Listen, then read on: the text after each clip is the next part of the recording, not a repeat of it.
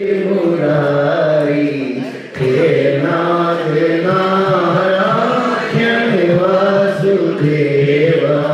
राधे कृष्ण कृष्ण कृष्ण राधे राधे, राधे श्याम श्याम श्याम राधे राधे। राधे कृष्ण राधे कृष्ण राधे राधे, राधे श्याम श्याम श्याम राधे राधे। राधे कृष्ण कृष्ण कृष्ण राधे राधे, राधे श्याम श्याम श्याम राधे राधे। राधे कृष्ण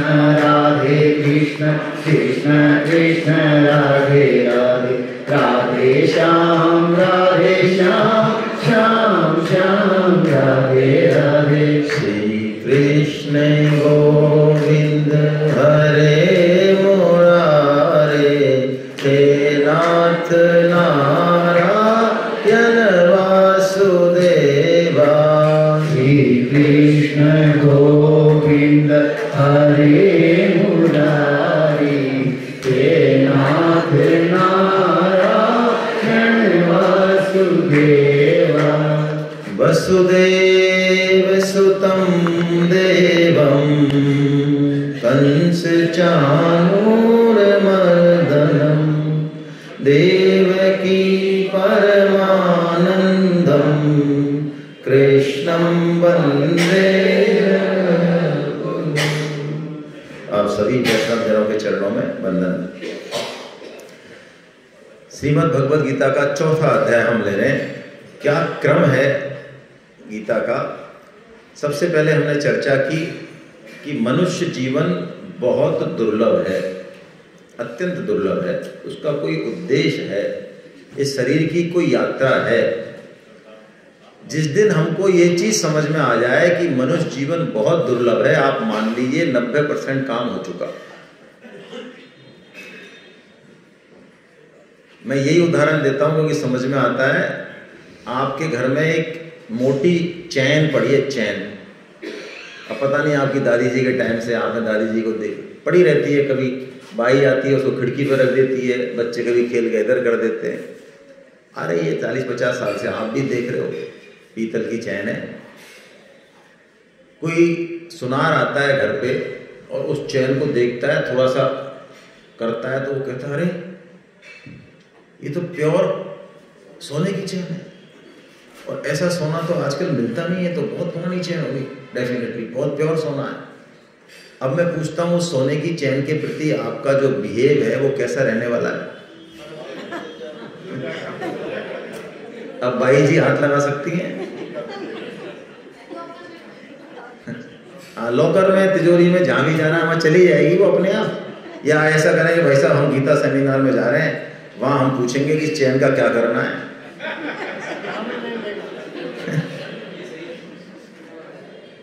कोई गीता सेमिनार की जरूरत नहीं है, किसी के समझाने की जरूरत नहीं है, कोई शास्त्र की जरूरत नहीं है। अपने आप जो करना है वो हम सब कर लेंगे, बस यही मजा है। तो जिस दिन मनुष्य जीवन की महत्ता समझ में आ गई, इसका पर्पस समझ में आ गया, उस दिन है ना हम शिकायत करना बंद कर देंगे। मान लो आप, जैसे सुधीर जी ने उदाहरण दिया ना, जिसको पता है कि 7 दिन में मौत होने वाली है, अब वो पत्नी से शिकायत करेगा क्या? नहीं, पत्नी अच्छी नहीं है, खराब है, लड़ रही है, बात सही है, लेकिन करेगा क्या? सिस्टम की शिकायत करेगा।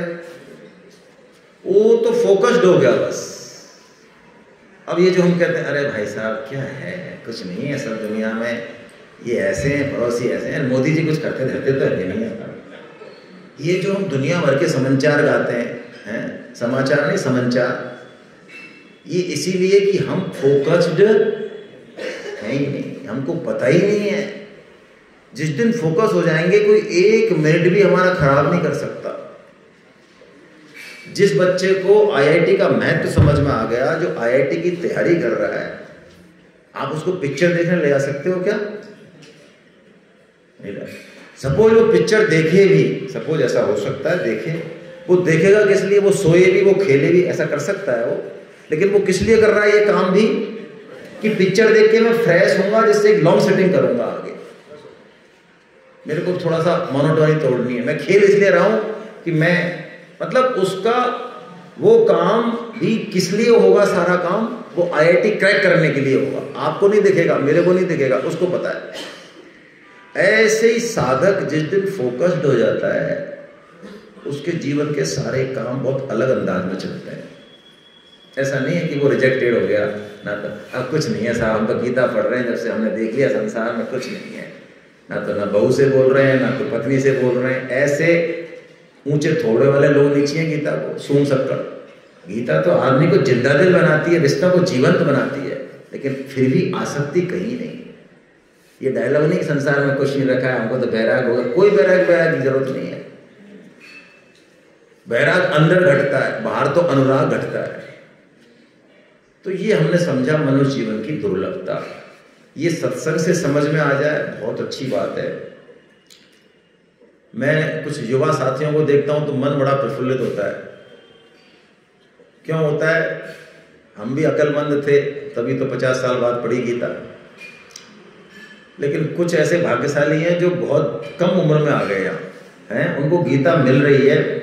तो मुझे लगता है कि वास्तव में भगवान की वो कितनी कृपा है इनके ऊपर, इनकी बुद्धि को ऐसा फेर दिया भगवान ने, है ना, कि ये गीता सुन रहे हैं, इस उम्र में सुन रहे हैं। नहीं तो हमारे पास हजारों वीडियो हैं, आप चाहे तो देख लें, गीता जीवन संगीत यूट्यूब पे सब्सक्राइब कर लें, आप किताब में भी है। हजारों वीडियो हैं जो साधक 70-70 साल के आंसू रो रहे हो, हमारी सेमिनार में जो हम फीडबैक लेते हैं कि साहब हम पहले क्यों नहीं आए। तो हमारे रामगोपाल सिंगल जी लगे रहते हैं लोगों को लाने में। तो आज मेरे ख्याल से इनके सबसे कम उम्र का कौन साधक है, एज वाइज पूछ रहा हूं, बस एज वाइज। अच्छा ये हैं सबसे कम उम्र के, खड़े होना बेटा, अपना नाम बताना।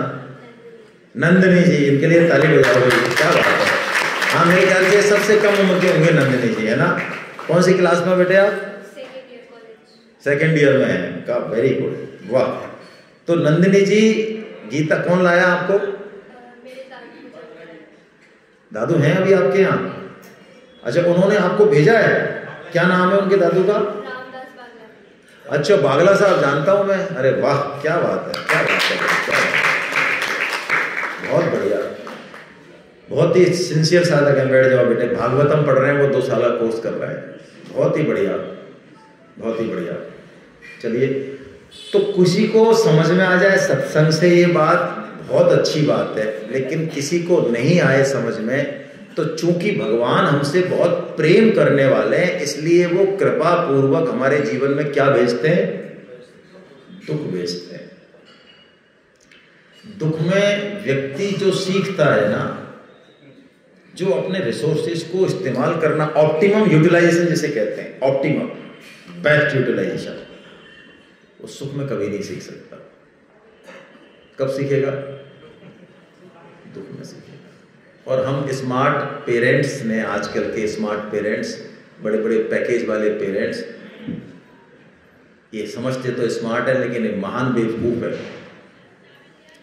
इन्होंने बच्चों के जीवन से दुख को ही गायब कर दिया, छोटे छोटे दुख को, भौतिक दुखों को गायब कर दिया, और एक पहाड़ टूटने वाला है दुखों का, उसको तो ये रोक भी नहीं सकते। क्यों? टूटेगा, 100% टूटेगा, और जब टूटेगा तो ये बंदा भी टूटेगा। जब परिस्थिति आएगी तो ये भाई साहब तो रहेंगे नहीं, ये टूटेगा, क्योंकि इसको कभी उन्होंने चलना सिखाया, खुद का रखा है प्रोटेक्शन। हमारे माँ बाप इतने स्मार्ट नहीं थे। यदि आपको याद हो अपना बचपन, थोड़ा बहुत हिस्सा उन्होंने हमको जीवन में दिया है कि नहीं दिया है? तो जिसने जीवन में रगड़ाई हुई है ना थोड़ी सी, उसको अभावों में पला है, थोड़े कम संसाधन है, थोड़ा खींचातानी है, वो थोड़ा निखर के आएगा बंदा, ये पक्की बात है। बच्चों को जरूरत से ज्यादा सुविधा देना, ममता की इतनी घुट्टी पिलाना कि मर जाना उनके लिए, उनके जो है चेहरे पे सिकन नहीं आ जाए, कोई कुछ भी काम नहीं कर दे, इतना प्यार देना। बच्ची बड़ी हो जाती है लेकिन कुछ नहीं आता उनको, क्योंकि प्यार करते हैं माँ बाप उनसे, पहले वाले प्यार करते नहीं थे। तो ये बच्चों की हत्या करना है, बिल्कुल दुश्मन है, बिल्कुल दुश्मन है, बुरा लगे चाहे भला लगे। तो विषाद यानी हमारे जीवन में दुख क्यों आया, अब इसका सदुपयोग क्या है, इसका प्रभाव क्या है, ये गीता हमको सिखाती है।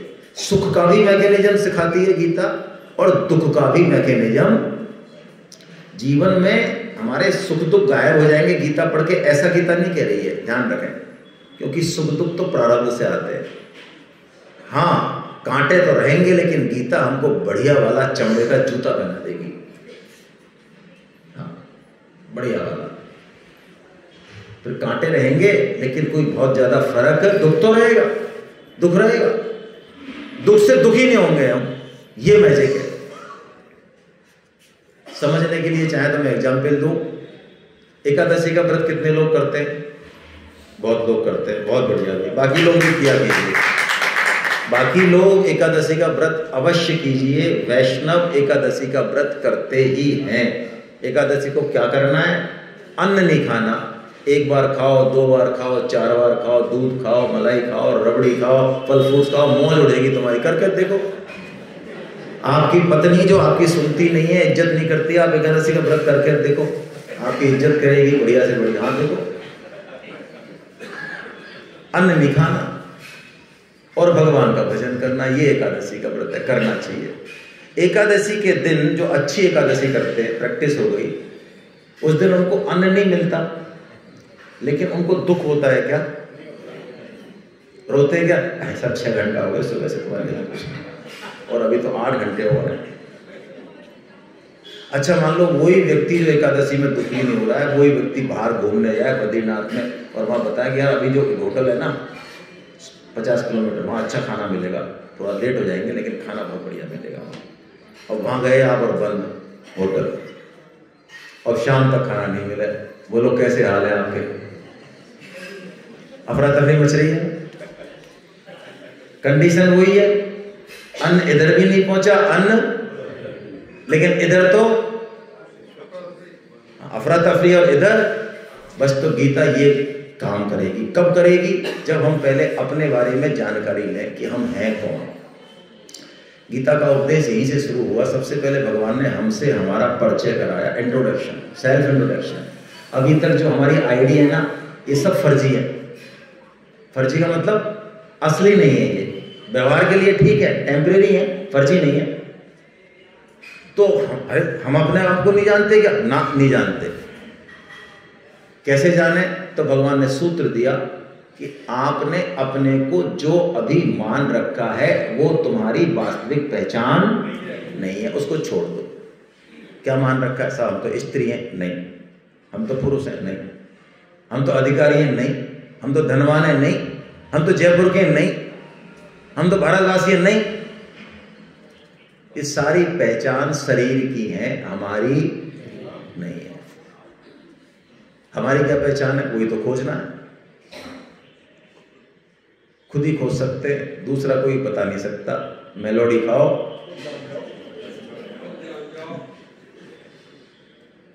ये सांख्य हो गए। मैंने पहले अलग तरीके से बताया, मैं अलग एंगल दे रहा हूं। यानी हमको अपने आप की खोज करनी है। हम हैं कौन?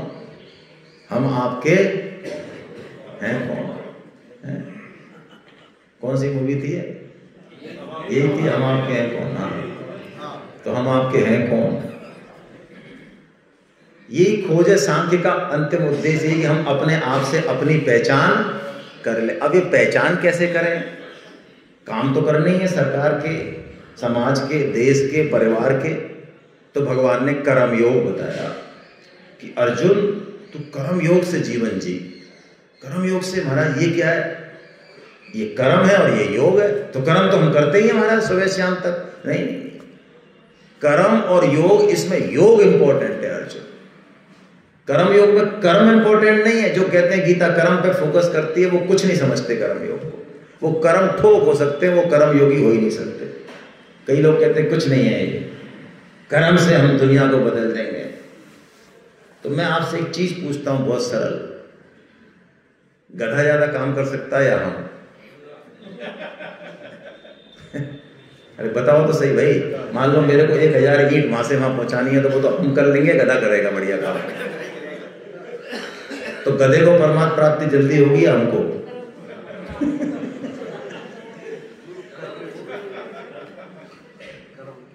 अब सुनो भाई, आपको लगेगा ऐसा कि क्या है, ये मनुष्य जीवन गधागिरी के लिए नहीं है। कोई ये समझ रहा है कि मैंने ये कर लिया, वो कर लिया, ये फैमिली, ये स्ट्रक्चर, ये पैसा, ना, ये गधागिरी के लिए है ही नहीं। भगवान ने हमको जन्म दिया, सारा सिस्टम दिया, तो खाने पीने का सब इंतजाम किया है हमारा। इसके लिए रात और दिन मरना, झुकना और सारा जीवन इसमें लगा देना, इसके लिए मनुष्योनी बिल्कुल नहीं है। हाँ, कर्म योग करने के लिए है। तो कर्म योग में क्या होगा, हम कर्म ऐसे करें, कर्म करने की टेक्निक ऐसी हो कि भगवान से हमारा क्या हो जाए, योग हो जाए।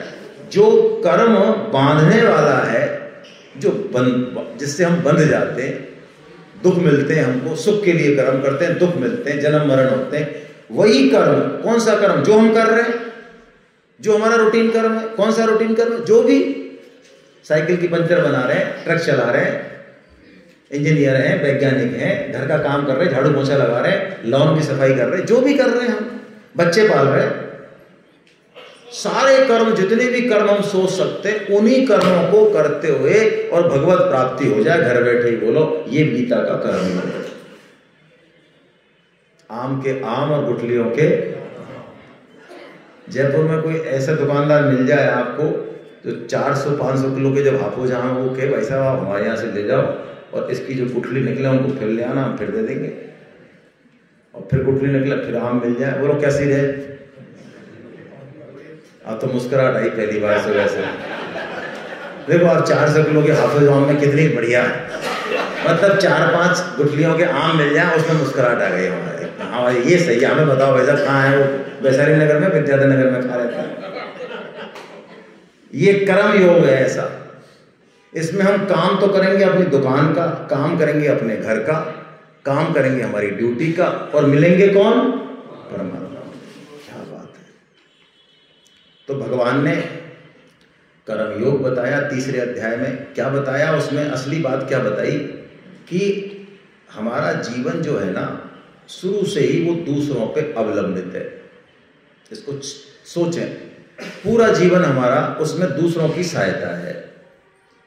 हम आए, अपने आप आ गए या माता पिता से आए? माता पिता से आए जब कितना वजन था हमारा? 2 किलो 3 किलो, और अब 80-85 हुआ कम से कम। तो ये 82 किलो कहां से आया महाराज? कोई फैक्ट्री में बनाया? ये जो 82 किलो जो बैठे हैं लेके आए, ये प्रकृति से आया, समाज से आया, देश से आया, परिवार से आया, या खुद ने बनाया? वैसा हमने बनाया फैक्ट्री में, तो हटाओ। तो भैया जिनसे लिया है, लिया ना, हमने पहले लिया या दिया?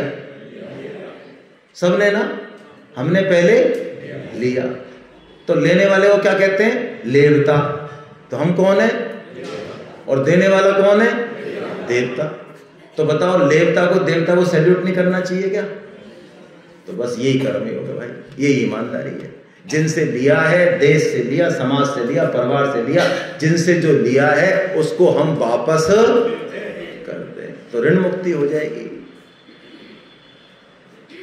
और वापस देते समय क्या सोचें कि यार हमारे सिर पर से कर्जा उतर गया भैया, बहुत बढ़िया रहा यार। आपने यदि लोन लिया और 20 किस्त बांधी, और 20वीं किस्त जब आप बैंक में जमा करने जाते हो, तो बताओ कैसा लगता है आपको? कैसा लगता है? यार वजन उतर गया, ऐसे कहते तू, हम तेरे को देख 19 तो तेरे को पहले दे दी हैं, और 20 भी और दे रहे तेरे को। कम से कम तू हमको यार नमस्कार तो किया कर। वो क्या, मैं क्यों नमस्कार करूं यार? कमाल है, मेरी चीज मेरे को दे रहा है तू, मैं नमस्कार करूं, तू कर नमस्कार। तो भैया जो परोपकार कर रहे हैं, जो सेवा कर रहे हैं, जो कुछ कर पा रहे हैं, उनको ऋणी होना चाहिए या थानेदार बन जाना चाहिए? भैया जरा बताना। कोई हमारी सेवा स्वीकार कर ले यदि, तो हमको अंदर से खुश होना चाहिए कि कि यार इस हम काम आ गए समाज के, परिवार के, यार हमारे आज मौका मिल गया, हमने ये काम कर दिया यार, ये सेवा कर दी, हम तो भैया मौज हो गई। अंदर से ये भाव आना चाहिए या ऐसा आना चाहिए कमाल है यार, हम ही करते रहेंगे क्या, तो हम हमारे ऊपर ही सिर पे वजन है क्या ये, तो फिर कर्म योग नहीं होगा भैया, फिर परोपकार होगा। कर्म योग से तो होगा बंधन से मुक्ति, परमात्मा की प्राप्ति, और परोपकार से होगा बंधन। तो चेक करें अपने आप को, घर का काम करने से लेके रोटी पानी सब्जी सब, झाड़ू पोछा, समाज के काम, बड़े बड़े काम, बड़े बड़े ऊंचे ऊंचे काम, इन सब में कर्मयोग हो रहा है या परोपकार हो रहा है। अच्छा, हम कर पा रहे हैं तो ये प्रभु की कृपा है या नहीं है, इसको भी चेक करें। अच्छा, जो मौका मिल रहा है वो प्रभु की कृपा है या नहीं है, ये चेक करें। और जो सामर्थ्य है वो कहां से आ रही है, ये चेक करें। क्या हम ही मिले थे प्रभु को? सोचो आप, हम ही मिले, हम ही कर सकते हैं समाज का और देश का भला। भगवान यदि दूसरे पे हाथ रख दे तो वो नहीं कर पाएगा हमसे बढ़िया? आज ये शरीर, ये मौका, ये सामर्थ, ये सब किसकी कृपा से है? कोरोना का ध्यान है आपको? तो कोरोना में ये सब कर्मवीर घरों में छुप गए थे, नहीं आए बाहर। उस समय जरूरत थी या नहीं? बहुत जरूरत थी। यानी अभी भी हम जो कर पा रहे हैं वो भगवान की कृपा से कर पा रहे हैं। भगवान के लिए ऐसी कंडीशन नहीं दे, अनुकूल परिस्थिति तो हम कुछ भी ना कर पाए। इसलिए सेवा का मौका मिले तो उसमें प्रसन्न हो जाएं। सामने वाले का ऋण माने उल्टा। स्वामी जी का तो ये कहना है कि कोई सेवा हमारी स्वीकार कर ले तो उसका बल्कि ऋण माने, न कि उसको अपनी डायरी में लिख दे कि देखो हमने ये काम करे भाई साहब, देश के लिए तो हमने ये किए जो आज तक किसी ने नहीं किए, और ये समाज जो है, समाज हमारा ऋणी है, हमने ये काम किए। ये डायरी मेंटेन करने वाले ये बहुत दुखी रहेंगे। क्यों? इनके अंदर कर्ता भाव है कि मैं करता हूं, और गीता के अनुसार जो करता होगा उसका बैंगन का भरता बनेगा।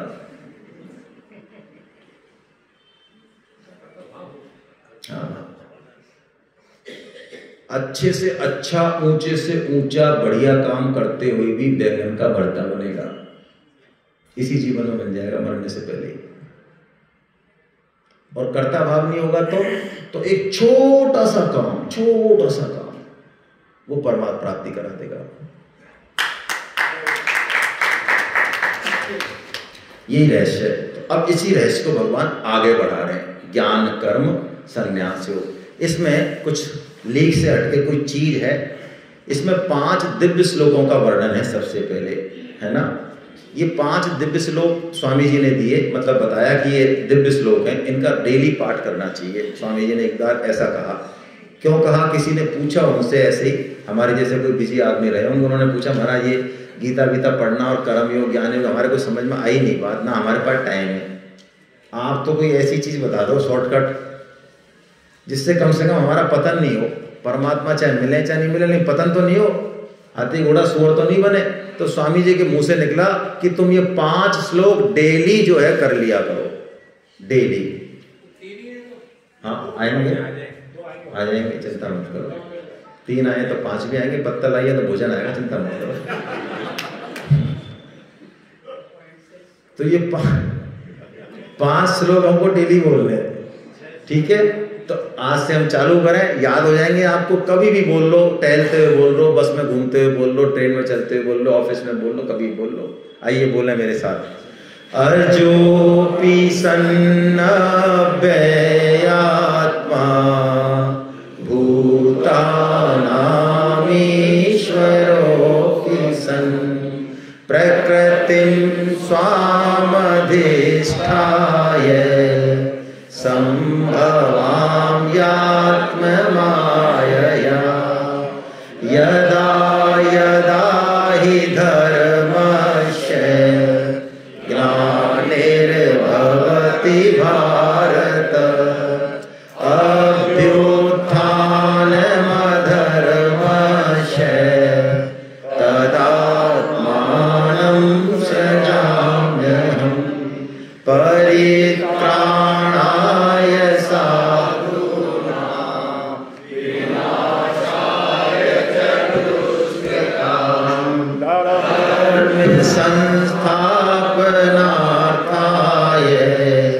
संभवामि युगे युगे।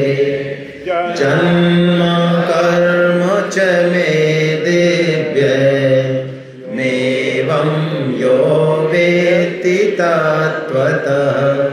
त्यक्त्वा देहं पुनर्जन्म नैति मामेति सोऽर्जुन।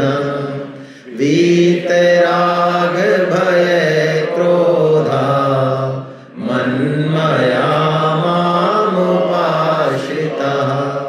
बहवो ज्ञान तपसा पूता मदभावमागता।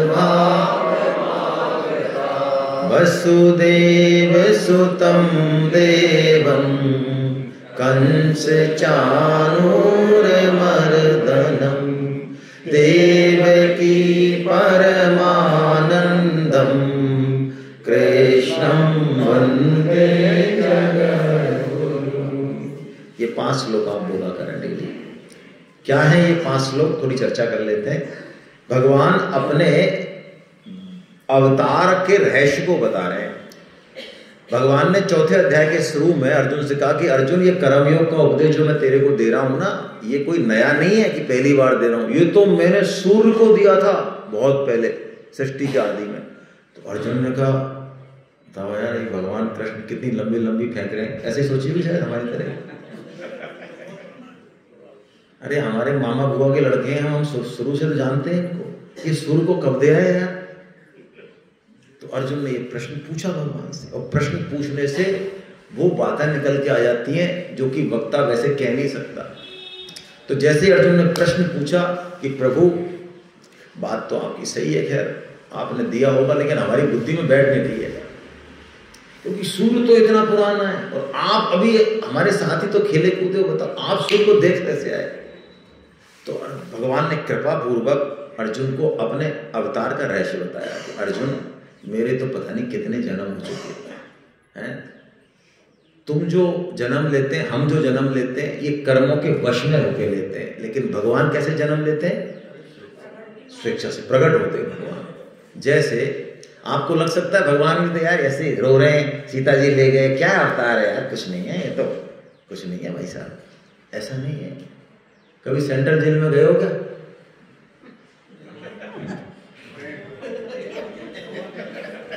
2-4 हिस्ट्री सीटर हैं बस, बाकी तो सब बढ़िया लोग हैं।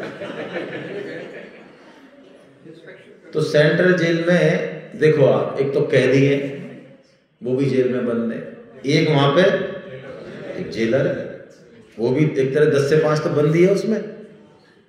एक मजिस्ट्रेट हो सकता है जो चेक करने आया है। आप मजिस्ट्रेट को भी सेंट्रल जेल में देख सकते हो, लेकिन मजिस्ट्रेट पे जेल के नियम लागू हैं क्या? आप जाओ तो कह देगा नो मिस्टर, ओनली 11 से 2 मिलने का टाइम, आउट, कल आना। मजिस्ट्रेट से कह देगा, मजिस्ट्रेट रात को 12 बजे जाना चाहे तो हटाए। तो भगवान संसार में आते हैं, लेकिन कैसे आते हैं? अपने मन से आते हैं। वो नियमों का पालन करते हैं, ये अलग बात है, लेकिन नियम उन पर लागू, वो जन्म नहीं लेते। भगवान कह रहे हैं अजोपि अजोपि अज अपि, मैं अजन्मा हूं, मेरा जन्म नहीं होता, फिर भी मैं जन्म लेता हूं अर्जुन। क्यों? हम सबको शिक्षा देने के लिए। कब जन्म लेते हैं भगवान? तो भगवान कह रहे हैं जब जब धर्म की हानि होती है, तब मैं क्या करता हूं? धर्म की संस्थापना के लिए जन्म लेता हूं। हर युग युग में संस्थापना और स्थापना में फर्क है। जब सारे ये बाई लॉज प्रकृति के और हम जो बहुत डाउनफॉल में हो जाते हैं, तब भगवान आते हैं, या तो खुद आते हैं या किसी को भेजते हैं और उसकी रीस्टेब्लिशमेंट करते हैं। ये जो कारण है, तुलसीदास जी ने मानस में इससे भी बहुत अच्छा कारण बताया। दुष्टों का विनाश करना है, धर्म की संस्थापना करना है, ये तो भगवान के अवतार का उद्देश्य है, लेकिन असली उद्देश्य कुछ और है, कुछ और है। क्या है? भक्तों के साथ खेलने, भक्तों के साथ प्रेम करने आते हैं भगवान, क्योंकि भक्तों की ऐसी इच्छा है कि भगवान हमारे साथ खेले कूदे। ये असली इच्छा है जो भगवान के अलावा कोई पूर्ति एक बार अकबर ने पूछा बीरबल से, यार क्या है तुम्हारे हिंदू धर्म में ये है? भगवान जैसे जैसे खुद ही आ जाते हैं इनके पास, तुम तो कहते हो पूरे ब्रह्मांड के मालिक हैं, हजारों लाखों सैनिक है, पूरी टीम टाम है, क्या है खुद ही बचाते फिरते हैं, एक एक आदमी के पीछे अवतार लेके जाते हैं, कभी गजेंद्र को बचा रहे हैं, कभी किसको बचा रहे हैं, क्या है भगवान है तुम्हारे? तो बीरबल ने कुछ जवाब नहीं दिया। शाम को क्या है, बहुत बड़ा सरोवर था, तो वहां पर रानी नाव में घूमती थी, बीरबल की अकबर की जो पत्नी थी, और कमांडो सुरक्षा करते, गोताखोर खड़े रहते। तो बीरबल ने कुछ ऐसी व्यवस्था करी कि उस दिन जो है वो नाव पलट गई, कमांडो कोई थे नहीं, कुछ गोताखोर दौड़े। इतने में राजा ने देखा, अकबर ने कहा मेरी पत्नी डूब रही है, तो दौड़ा खुद एकदम से और दौड़ के पकड़ लाया, गोताखोर लाया, खुद ले आया, वो तो हो गया काम। फिर बीरबल ने पूछा कि महाराज जब इतने सारे कमांडो हैं, राजाओ बादशाह, ये आप खुद क्यों दौड़े? अरे वो मेरे अपनी है यार, मेरी पत्नी है। तो ऐसे ही हमारे जो परमात्मा है ना, ये हम सब उनके अपने हैं, निज जन है उनके, इसलिए जो है हम खुद आते हैं, भगवान खुद आते हैं हमारे। कैसी बढ़िया बात। तो भगवान कह रहे हैं कि मैं खुद आता हूं, और क्या फायदा है आने का? तो ये श्लोक बड़ा प्यारा है। भगवान कहते हैं मैं जो लीलाएं करता हूं ना, मेरे जो जन्म है, जन्म भी भगवान का अद्भुत होता है, और कर्म जो करते हैं भगवान वो भी अद्भुत होते हैं। उन जन्म और कर्म को जब हम सुनते हैं, देखते हैं, और उनकी जब याद करते हैं, तो इससे हमारा कल्याण हो जाता है। ये असली फायदा है। हमारा जन्म दिव्य हो सकता है क्या? नहीं हो सकता। हमारा जन्म तो जैसे होता है वैसे ही होता है, लेकिन गीता हमको ये ताकत देती है कि हमारे कर्म,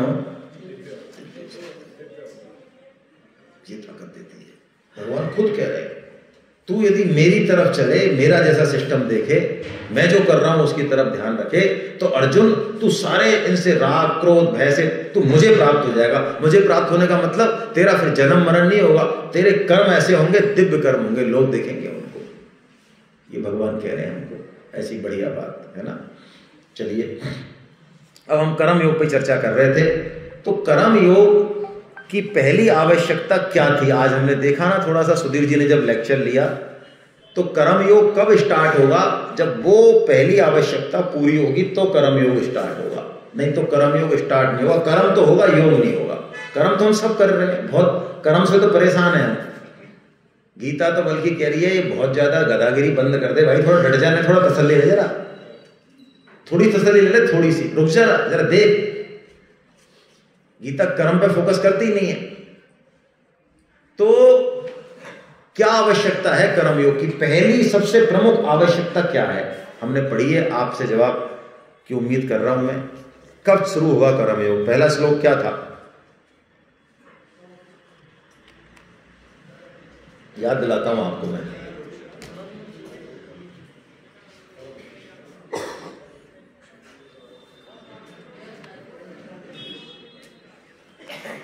कर्म योग कब शुरू होगा? जब हमारी व्यवसायत्मक बुद्धि, जिसको कि हिंदी में कहते हैं एक निश्चयात्मक बुद्धि, मनुष्य जन्म की दुर्लभता पता चल गई, तो हमारा कर्म योग शुरू हो जाएगा। एक लक्ष्य बन जाए ना कि यार अब जो गया जीवन, जो चला गया जैसे भी चला गया, अब ये जो जीवन बच रहा है ना, इसको हम जाने नहीं देंगे यार। अब भगवान की वाणी गीता के हिसाब से चलाना है इस काम को। जो भगवान, अब खुद के लिए बहुत जिए, अब भगवान के लिए जीना है, बस हो गया काम। फिर कर्म योग शुरू हो जाएगा। भगवान ने यही बात कही अगले श्लोक में, जो आपके सामने श्लोक आ रहा है, ये है ना, कि यस्य सर्वे समारंभा काम संकल्प वर्जिता ज्ञानाग्नि दग्ध कर्माणं तमाहु पंडितम बुधा। भगवान ने अब पंडित और बुद्ध यानी बुद्धिमान, इन दो की परिभाषा दी। पंडित की तो पहले भी दे दी, पंडित की 3 परिभाषा दी है भगवान ने गीता में। हम यदि अपने आप को पंडित समझते हैं तो हमको उन तीनों परिभाषाओं को पढ़ लेना चाहिए कि क्या उन परिभाषाओं के उतर रही है हमारे जीवन में। यदि उतर रही है तो हम पंडित हैं, वरना तो वैसे नाम के पंडित से कोई ज्यादा गीता को मतलब है नहीं। बुधा, बुधा का मतलब वो बुद्धिमान। बुद्धिमान कौन? स्वामी जी कहते हैं, तुलसीदास जी कहते हैं, जिसने करने योग्य कर्म को कर लिया वही है। सोई नर है ना, क्या कहता है? सोई नर तुलसी सो नर चतुर है, राम भजन लवलीन। और पर धन पर मन हरन को, वैश्या भी परवीन। तुलसीदास जी कहते हैं ये संसार में शानो शौकत इकट्ठे करना, मान बढ़ाई करना, लोग पीछे पीछे घूमे, इसमें तो भैया ये तो वैश्या भी कर लेती है। तो चतुर कौन है, बुद्धिमान कौन है? राम भजन लवलीन। क्या बात है। कब होगा ऐसा? तो भगवान ने शर्त लगा दी, काम संकल्प वर्जिता। देखो यदि बुद्धि भगवान में लग जाएगी तो सब काम हो जाएंगे, और यदि नहीं लगी तो अनंत शाखाओं में बढ़ जाएगी। फिर नए नए रोज नई नई कामना, नई नई कामना। और कामना राम जी के बाप की भी पूरी नहीं हुई, हमारी हो जाएगी। दशरथ जी चाहते थे भगवान श्री राम बन जाए, चाहते थे, गए। स्वामी जी कहते हैं जो राम जी के बाप की पूरी नहीं हुई वो हमारी हो जाएगी।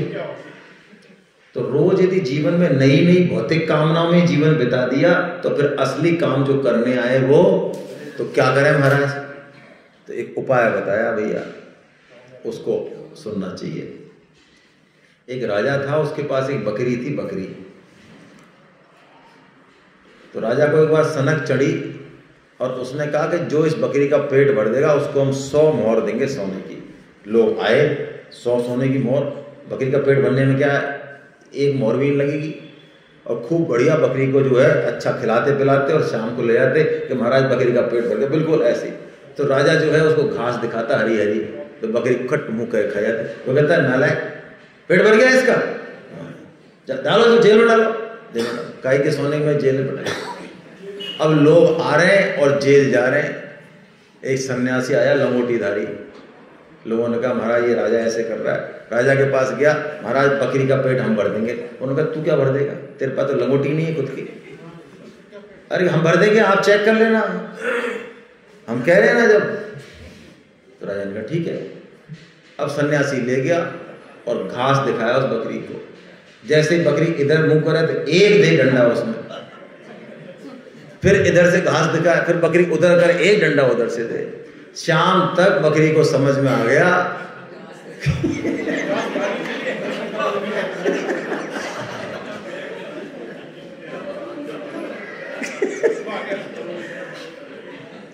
अब ले गया राजा के पास शाम को कि साहब पेट भरा है कि आदमी गंचक कर पेट भरा है, इसके दोनों पेट के चिपक गए बक्खे, इसके दिख नहीं रहे, सबको दिख रहे।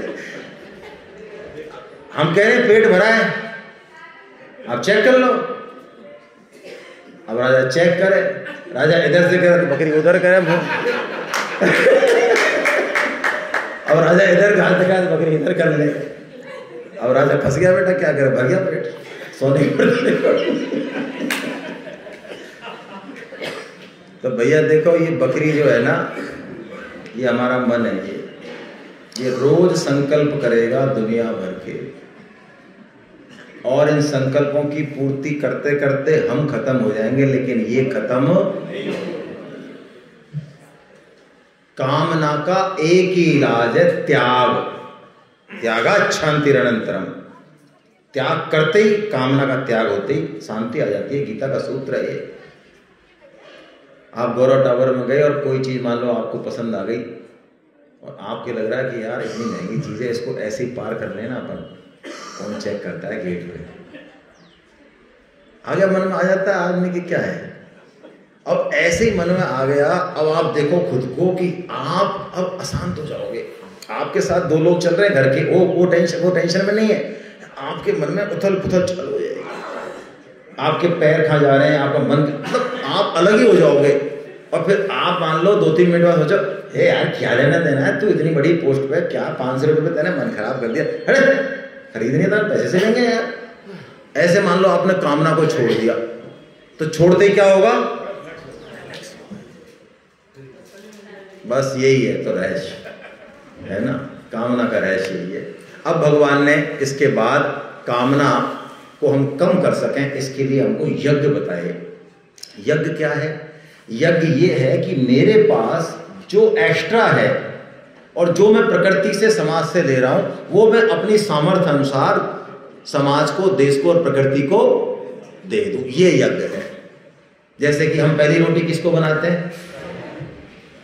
तो बताओ, गाय को हम रोटी दे रहे हैं या गाय हमको रोटी दे रही है? अरे सही सही बताओ भाई। दिख तो यही रहा है कि हम रोटी दे रहे हैं गाय को, उल्टा है मामला।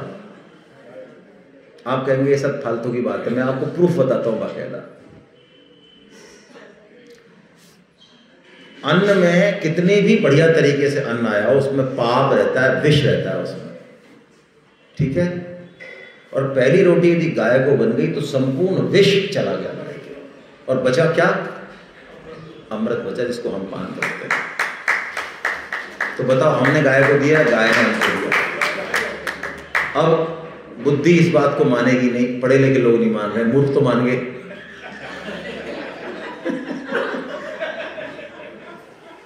हाँ, सीधे लोगों को बुरी कहते हैं, क्या करें? तो भगवान की जो तरफ चलते हैं, बुद्धिमान कहते हैं वाह बेटा। ये राजीव दीक्षित का नाम सुना? राजीव दीक्षित ने पूना में एक आश्रम डाला है, गौशाला डाली है।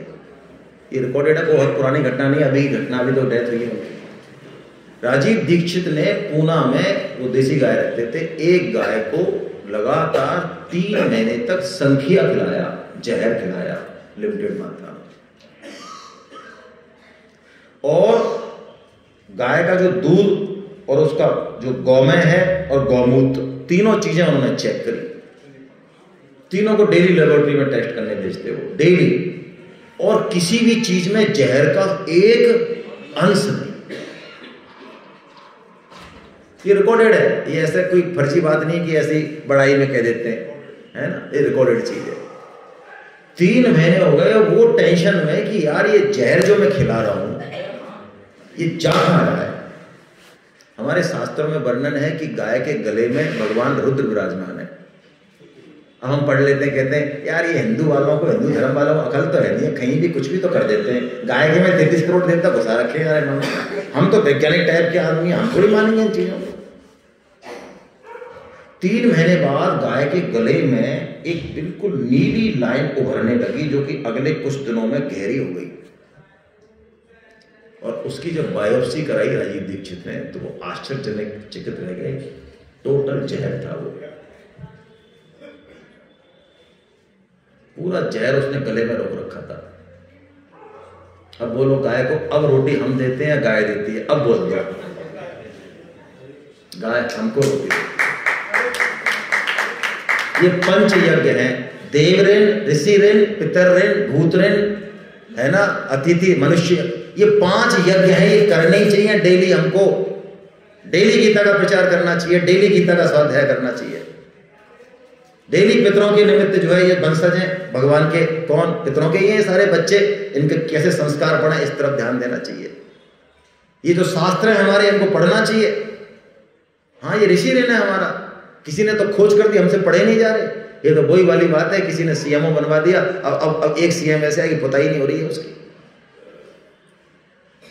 ये पंच महायज्ञ, ये हम करेंगे तो हमारा फायदा होगा, हमारी कामना, हमारी आसक्ति हटेगी, क्योंकि हम थोड़ा थोड़ा देना सीख रहे हैं। ये भगवान ने बताया। लेकिन अब भगवान कुछ और चीज बता रहे हैं। ये जितने भी यज्ञ हैं, जितने भी परोपकार हैं, सब द्रव्य यज्ञ कहलाते हैं। द्रव्य यज्ञ मतलब जिसमें पैसा चाहिए, सिस्टम चाहिए। लेकिन भगवान ने गीता में एक बड़ी जबरदस्त बात कही, वो अब आपके सामने। द्रव्य यज्ञ करना है, लेकिन अब भगवान कंपैरिजन बताते हैं ज्ञान यज्ञ का और द्रव्य यज्ञ का। पढ़िए श्लोक। श्रेयान द्रव्यमयात यज्ञ ज्ञान यज्ञ परंतप सर्व कर्मा अखिलम पार्थ ज्ञाने परिसमा। जितने भी द्रव्यमय यज्ञ हैं उनसे ज्ञान यज्ञ, क्या बात कही भगवान ने, अटल वचन है भाई। अश्वमेध यज्ञ तो नहीं किया होगा ना किसी ने अब तक? 10,000 कंबल बांट दिए होंगे, SMS में फल सेवा कर दी होगी, 2-4 स्कूलों में पैसे दे दिए होंगे, 100-200-500 बच्चों को पढ़ा दिया होगा, चलो ठीक है, अच्छी बात है, खराब नहीं है। अश्वमेध यज्ञ तो नहीं किया होगा ना हम में से किसी ने? कलयुग में तो कोई नहीं है ना ऐसा कि कोई करके बैठा हो। तो अश्वमेध यज्ञ ऐसे यज्ञों से भी भगवान कह रहे हैं ज्ञान यज्ञ। और आप अपनी किताब में 18.70 यदि श्लोक पढ़ें, 18.70 बाद में आएगा, हम लेंगे उसको। भगवान कह रहे हैं अर्जुन, जो ये तेरे मेरे बीच में जो बातचीत हो रही है ना, इसको कोई यदि पढ़ भी ले, सुन भी ले, तो मेरी ज्ञान यज्ञ से पूजा हो रही है। तो 2 दिन हम टाइम खराब तो नहीं कर रहे ना यार, हैं? 3 दिन, 2 दिन नहीं 3 दिन। महावीर जी, हमारे महावीर जी याद दिला रहे हैं 3 दिन है सर। तो ज्ञान यज्ञ हो रहा है हमारा, बोलो। और ज्ञान में ऐसी ताकत है, भगवान कह रहे हैं कि ज्ञान होते ही ये कर्म बंधन खत्म हो जाता है बिल्कुल। ज्ञान होने के बाद हमारे कर्म जो है ना, जैसे कि रस्सी जल जाती है ना, तो रस्सी तो रहती है लेकिन उसमें बांधने की क्षमता नहीं रहती। ऐसे ही जिसको तत्व ज्ञान हो जाता है, गीता कहती है वो रात और दिन कर्म में लगा रहे, फिर भी कर्म उसको बांध नहीं, वो पूरे घर का पालन कर रहा है, समाज में भी काम कर रहा है, देश के लिए भी काम कर रहा है। लगेगा ऐसा कि ये काई का कर्म योगी है तो कर्म ठोक है ना, अंदर उसके क्या चल रहा है ये हम नहीं समझ सकते। त्यागी शोभा जगत में करता है सबको, और दरिया ग्रस्ती साधु का भेदी बिरला होए। जो वेश से साधु हो गया उसको तो हम सब साधु मान लेते हैं, क्योंकि दिखता है उसका वेश है, सन्यास है। लेकिन कोई घर में ही इस तरह का जीवन जी रहा है, उसको पकड़ना बहुत मुश्किल है। उसको कोई बिरला पकड़ेगा, बिरला ही पकड़ेगा, हम नहीं पकड़ सकते।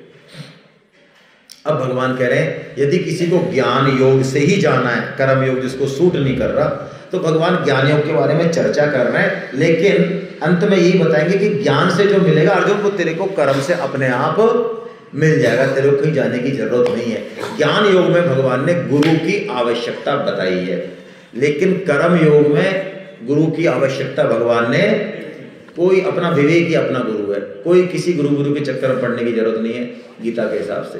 अब ज्ञान से ही जाना है मान लो, तो भगवान ने कहा ज्ञान मार्ग के ये तरीका है, इससे तू जा सकता है ज्ञान में। क्या तरीका है? तद विद्धि प्रणिपाते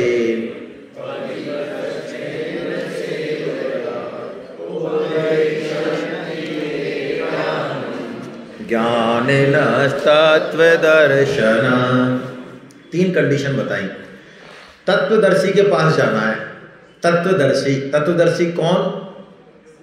जिसको खुद को परमात्मा का अनुभव हो गया हो, वो तत्वदर्शी। मिल जाते हैं क्या आसानी से? देखो, जिसने खोजा होगा ना उसको पता है कि बहुत मुश्किल काम है, बहुत मुश्किल काम है। बिरले होते हैं कोई करोड़ों में, और वो होते हैं, वो इस स्टेज पे चले जाते हैं कि वो प्रकट नहीं होते, वो शिष्य नहीं बनाना चाहते, वो सामने नहीं आना चाहते।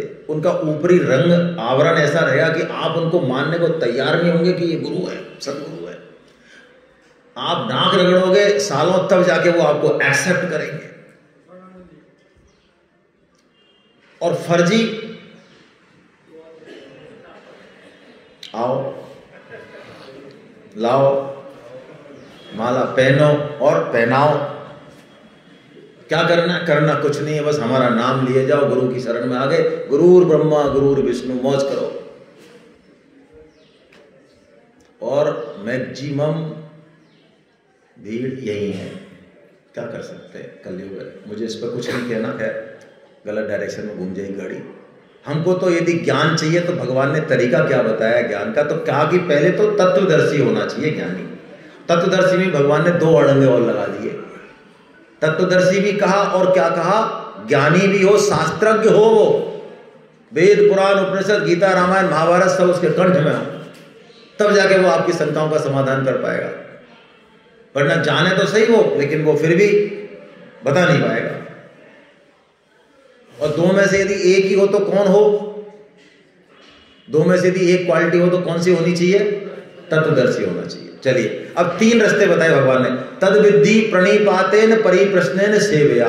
तद विद्धि यानी उस तत्व को तू जान। कैसे जान, 3 तरीके से जान। सबसे पहला प्रणिपात। ओहो, ज्ञान कब मिलेगा, जब हम प्रणिपात हो जाएं, गुरु जी के चरणों में जाके साष्टांग दंडवत कर दें, गुरु जी ज्ञान दे देंगे। क्या मतलब है प्रणिपात का? अरे चरण वरण तो छू लो, बढ़िया ही है, अच्छी बात है, खराब थोड़ी है। जितना भी सामान इकट्ठा कर रखा है 40-50 साल में, जितनी ईगो मताग्रह है, दुनिया भर की चीजें जो इकट्ठी कर रखी हैं, इन सबको गुरु जी के चरणों में अर्पित कर दो।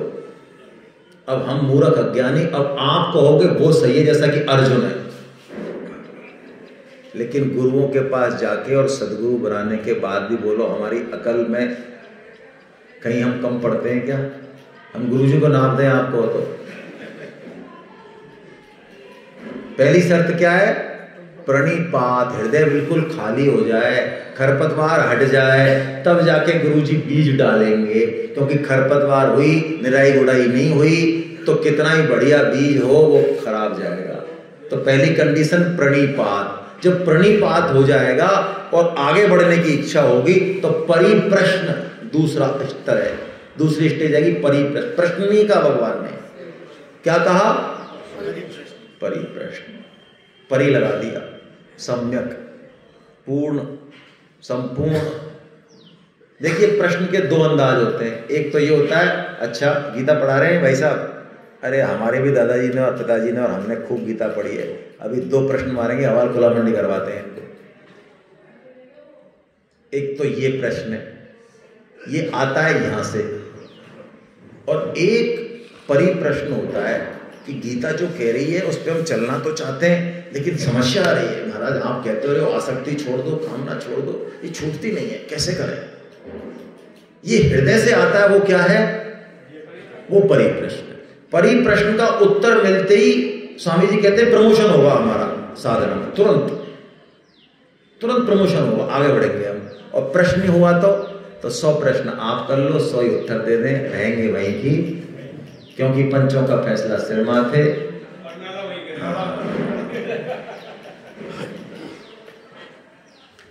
तो दूसरा हो गया परिप्रश्न। तीसरा सेवा। ये है असली चीज, ये कुंजी है, ये मां है, मां जिससे तीनों योग प्रकट हो जाते हैं। कर्म योग भी प्रकट हो जाएगा, ज्ञान भी और भक्ति योग भी। ऐसी मां है ये। कौन? सेवा। आज आप सोचो, आपको अपने घर में सबसे ज्यादा कौन अच्छा लगता है? जो आपकी आज्ञा का पालन करता है, अच्छे से तरीके से सेवा करता है आपकी, वो आपको अच्छा लगता है या नहीं लगता है? अच्छा कोई पंडित हो, खूब गीता बोलता हो, लेकिन काम सब उल्टे करे, आपकी कोई सेवा नहीं करे और आपको जो उल्टे काम करे सारे, अच्छा लगेगा? अच्छा भगवान की गीता को हम पूरी याद कर लें, और आजकल तो संस्कृत याद करने की भी धुन चढ़ रही है, तो चलो संस्कृत भी याद कर लो और शुद्ध कर लो, लेकिन भगवान कह क्या रहे हैं इससे कोई लेना देना नहीं है। भगवान का काम करने की तरफ हमारी कोई रुचि नहीं हो तो भगवान प्रसन्न हो जाएंगे हमसे? भगवान के पास कमी है पंडितों की? गीता पढ़े हुए पंडितों की कमी है क्या उनके यहाँ? सेवा का मतलब है आज्ञा सम न सो साहिब सेवा। भरत जी कह रहे हैं सेवा का मर्म समझना हो तो भरत जी से समझो। भरत जी जब जा रहे हैं मिलने तो पैदल जाते हैं तो सारे माता वगैरह सब उतर जाते हैं कि भरत जी पैदल जा रहे हैं तो हम भी पैदल जा रहे हैं। तो कौशल्या ने बुलाया, बेटा क्या कर रहा है तू, ये इतनी दूर का सफर है, ये लोग परेशान हो जाएंगे, बड़े बूढ़े लोग हैं, सब स्त्रियां हैं, रथ पे बैठो। तो रथ पे बैठ गए, फिर सबको रथ पे बैठा दिया। अगले दिन भरत जी ने क्या किया, सबको रवाना कर दिया रथ से पहले, और उसके बाद फिर वो जब सब चले गए तब वो पैदल पैदल जा रहे, भगवान से मिल गए। किसी ने पूछा उनसे कि महाराज आप तो चक्रवर्ती सम्राट हो, आप पैदल जा रहे हो? उन्होंने कहा चक्रवर्ती सम्राट, अरे मैं राम का सेवक हूं, और लज्जा है मेरे ऊपर, जहां मेरे स्वामी पैरों से जय हो वहां मैं पैरों से चल के जा रहा हूं, मुझे सिर केवल जाना चाहिए। सब ते सेवक धर्म कठोरा, सिर धरि चले उचित अस मोरा। यह है सेवा धर्म। भरत जी जब खड़ाऊ लेके आए भगवान से, खड़ाऊ का मतलब आपकी आज्ञा में रहूंगा मैं, आप जो आज्ञा कर दोगे वो मेरी सेवा, बस सेवा का मतलब आज्ञा पालन। और कहते हैं भरत जी गाय की सेवा करते, जौ खिलाते, तो जो गोबर में जौ आते, गोबर में जौ आ जाते हैं, जो गाय पालन करते हैं वो जानते हैं, एक मुट्ठी जौ गाय के गोबर से बीन के उनको गर्म पानी में उबाल के 24 घंटे में सिर्फ वही पाते थे, उसके अलावा कुछ नहीं पाते थे। भगवान राम जब आ रहे हैं ना वापस, तब उनको केवट, विभीषण सब रोक रहे हैं, अपनी अपनी जगह ऋषि रोक रहे हैं, महाराज रुक जाओ। उन्होंने कहा नो, रुक नहीं सकता मैं। क्यों? एक एक दिन गिन रहा है भरत, यदि एक दिन भी मैं लेट हो गया ना तो भरत अपने, ये सेवा का दम है जो भगवान को भी बंधन में बांध लेता है। ये सेवा काय का कर्म है और काय का ज्ञान है और काय का भक्ति हो। सेवा में बहुत ताकत है कि भगवान पीछे पीछे घूमे हमारे, हाँ भगवान पीछे पीछे घूमे। ये सेठ जी ने कहा है, अरे जो भगवान का काम करेगा, जो निष्काम भाव से गीता प्रचार करेगा, क्या उसका काम कोई रोक सकता है? पांडित्य नहीं चाहिए भगवान को प्रेम चाहिए, सेवा चाहिए। और स्वामी जी कहते हैं आजकल जमाना बहुत बढ़िया है। ये तो डायलॉग नया लग रहा है, हमारा तो डायलॉग है कि जमाना बड़ा, एक हमको छोड़ दो आप, बस हमको शामिल करोगे जब तो फिर गलत डेफिनेशन है। हमारे अलावा बाकी जमाना बड़ा। स्वामी जी कहते हैं जमाना बड़ा, किसकी बात माने भाई? स्वामी जी की माननी चाहिए। तो स्वामी जी ने कारण बता दिया। स्वामी जी ने कहा पहले लोग सेवा लेते नहीं थे, जो पुराने बुजुर्ग हैं वो समझेंगे इस बात को, नए नहीं समझेंगे। पहले लोग खाना खिलाओ आप तो खाना खाने नहीं आते, शादी ब्याह में बुआ वगैरह नंद जुटाई तो उनसे सेवा उनकी करो तो वो लेते नहीं थे, नहीं हम करेंगे, हमारे हाथ पर कोई जंग थोड़ी लग गई है। सेवा लेते नहीं थे पहले लोग, सेवा उल्टा करते थे। स्वामी जी कहते हैं आज जमाना बड़ा अच्छा है, हर कोई सेवा लेने को, हाँ बहू भी तैयार खड़ी है सास से सेवा लेने को, सब तैयार है, आपकी मौज है। आप संगठन में आओ, यहाँ पे प्रसादी हो, जमाना हो, हलवाई का काम हो, दरी पट्टी, सब जगह सेवा ही सेवा करने वाला चाहिए। सब राजी है सेवा कर, सेवा लेके सब राजी हैं। तो बोलो जमाना खराब है कि अच्छा है? सेवा करने वाले की मुक्ति फटाफट हो जाती है भाई, है ना। और ज्ञान में तीन चीज और बताई भगवान ने, तीन तो भाव बता दी, परिप्रश्न प्रणिपाते ने परिप्रश्न सेव्या, तीन चीज और बताई, 6 चीज बताई टोटल। पहली चीज, चौथी चीज श्रद्धा। भगवान ने कहा श्रद्धावान लभते, यानी ज्ञान किसको मिलेगा भाई? श्रद्धावान को। अब हमसे कोई पूछे भाई साहब आपकी श्रद्धा है क्या? अरे क्या हमारी तो पूरी श्रद्धा, आप क्या बात कर रहे हो यार फालतू, इस श्रद्धा नहीं तो हम यहाँ क्यों आते? तो कोई भी यदि उसको पूछा जाए तो वो 100 में से 100 नंबर देगा खुद को श्रद्धा के मामले में, कि कम देगा? 100 ही देगा। तो भगवान ने चेक लगा दिए, दो चेक पॉइंट है, इन पे अपने आप को चेक कर लो और 100 में से 100 नंबर ले लो। कौन कौन से चेक लगाए? तत्पर संयतेन्द्रिय, तत्पर तत्पर मतलब आज कोई बात समझ में आ गई गीता की तो यार अब चूकना नहीं है भाई, अब समझ में आ गई बात, भगवान की कृपा से मिली है। अब जीवन, जब तक जीवन रहेगा ये शरीर है तब तक टलेंगे नहीं यार, अब चलेंगे इधर ही। और ये नहीं यहाँ आए तो आंखों में से आंसू बह रहे हैं और 5 दिन बाद पूछें भाई साहब कौन बोल रहे हैं, अरे मैं संतोष गुप्ता बोल रहा हूँ यार आपसे। कौन संतोष? अच्छा वो सेमिनार वाले, हाँ नहीं बहुत अच्छा काम कर रहे हो, बहुत अच्छा कर रहे हो, करते रहो। गंगा गए गंगादास, जमुना गए जमुनादास। यहाँ आए तो भाव ऐसा बना कि बस यार क्या कर देंगे, और संसार की माया ने झपक्का दिया तो 5 दिन बाद भाई साहब कुछ बदले से नजर आते हैं। तत्पर का मतलब क्या? आज कोई विचार पकड़ लिया, अब शरीर जाएगा, विचार नहीं जाएगा। और संयत इंद्रिया, अब यदि ये तत्पर हो गया तो अब ये इंद्रिय भोग में लगने वाला, ये अलग बात है इसको इंद्रिय भोग मिल सकते हैं, हाँ मिलेंगे, इसका प्रारब्ध ऐसा है, इसको घर पे सम्मान मिलेगा, समाज में मिलेगा, रबड़ी मिलेगी, मलाई मिलेगी, मौज ही मौज है इसकी तो हाँ है, मिलेंगे, भागेगा हाँ, लेकिन अंदर से भोग वृत्ति नहीं है, लालसा वृत्ति नहीं है, संयम है इंद्रियों पर। बस भगवान ने कहा ये 6 चीज होंगी अर्जुन, तेरे को तुरंत ज्ञान मिल जाएगा और तू शांति को प्राप्त हो जाएगा। वाह क्या बात है, ये 6 चीजें हैं तो ज्ञान है, और 6 चीजों में से कोई चीज नहीं है तो ज्ञान नहीं है। सिंपल सी बात है, क्या हम ज्ञान के पथिक हैं? तो चेक कर लें अपने आप को 6 चीजों पर। हरे कृष्णा हरे कृष्णा। अब आपके मन में कोई प्रश्न हो तो कर लें, नहीं तो फिर हम जो है अगले सेशन के लिए मैं इनवाइट कर रहा हूँ।